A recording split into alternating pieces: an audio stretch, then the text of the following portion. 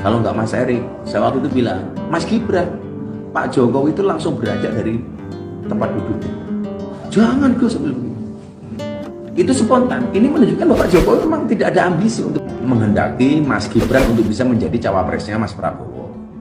Cuman persoalannya waktu itu keluarga Pak Jokowi, baik Pak Jokowi maupun Bu Iriana dan keluarga besar Solo itu tidak mau kalau Mas Gibran jadi cawapresnya. Sehingga ketika ulang tahun di pondok, Mas Prabowo bilang sama saya, "So, kalau Gus siapa?" Karena waktu itu yang di-endorse sama Pak Jokowi salah satunya adalah Mas Erick Thohir. Sementara analisanya Mas Erick itu agak lemah di Jawa Timur. Sementara kita membutuhkan kemenangan di Jawa Timur. Sehingga kalau dipaksakan khawatir di Jawa Timur kita kalah. Saya bilang sama Mas Prabowo, Mas Gibran, Mas. Lah sama Gus. Tapi saya sudah minta 4 kali kepada Pak Jokowi menghadap supaya Mas Gibran dikasih, nggak dikasih. Ini menunjukkan bahwa nggak ada ambisi keluarga Jokowi dan Bu Iriana untuk menjadikan Mas Gibran sebagai cawapres. Kemudian beliau bilang, bisa nggak Gus minta menghadap Pak Jokowi supaya merelakan Mas Gibran untuk diajak menjadi pendamping Mas Prabowo. Oke Mas, saya akan usahakan. Sehingga waktu itu Pak Jokowi pulang kunjungan kerja dari Cina kalau nggak salah, saya menghadap di Istana Bogor. Mas, bla bla bla bla bla bla. Ketika kalau Gus maunya siapa? Kalau nggak Mas Erik, saya waktu itu bilang, Mas Gibran. Pak Jokowi itu langsung beranjak dari tempat duduknya. Jangan Gus, itu spontan. Ini menunjukkan bahwa Pak Jokowi memang tidak ada ambisi untuk menjadikan Mas Gibran ini. Sehingga hari ini orang mengatakan, wah ini dinasti, Pak Jokowi harus mewariskan ke tahtanya untuk anaknya. Enggak.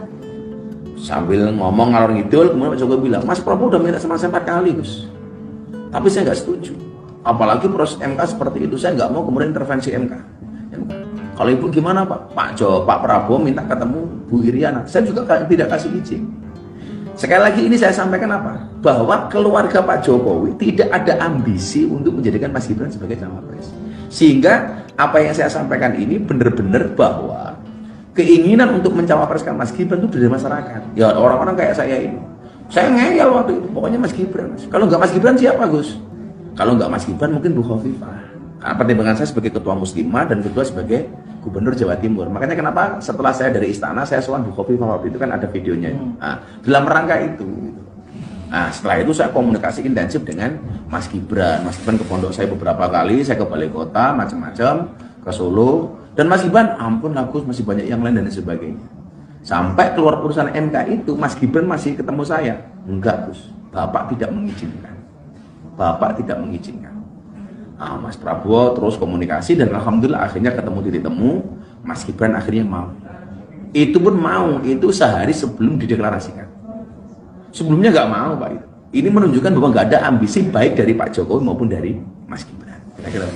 Kalau kemudian sejak kapan Gus minta pengen menggabungkan Mas Prabowo dengan Mas Gibran? Saya sejak bulan puasa.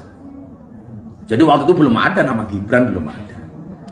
Makanya saya dulu punya pantun tuh Gibran ketika ada acara di Balai Kota Solo, saya bilang beli gorengan dapatnya ramen. Ada Mas Gibran calon wakil presiden. Wah itu udah jauh.